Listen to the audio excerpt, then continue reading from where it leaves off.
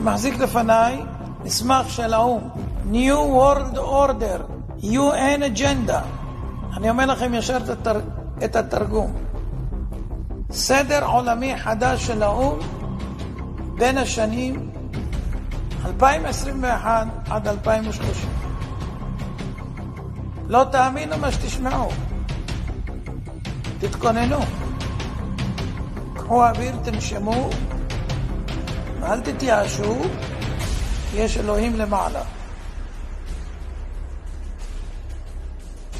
דבר ראשון, בין השנים האלה תהיה ממשלה עולמית אחת,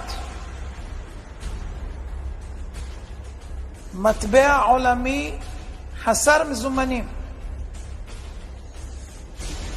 בנק מרכזי עולמי, צבא עולמי אחד,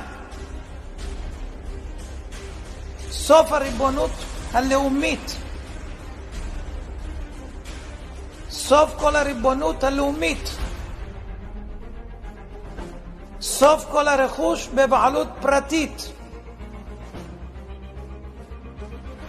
סוף התא המשפחתי, סילוק אוכלוסין, שליטה בגידול האוכלוסייה וצפיפות האוכלוסייה, חובה מרובה בחיסונים, הכנסה בסיסית אוניברסלית, הכוונה משכורת צנע, השתלת מיקרוצ'יפ לרכישה, נסיעות, מעקב ובקרה, יישום מערכת אשראי חברתית עולמית כמו שיש לסין,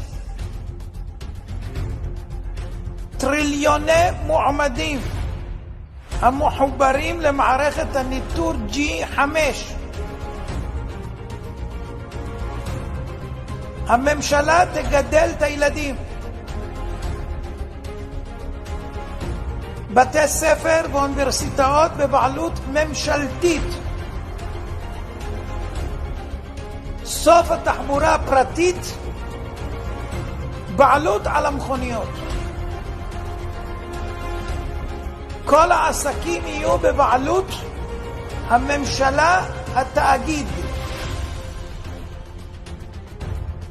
הגבלה על מה שלא חיוני בטיסות,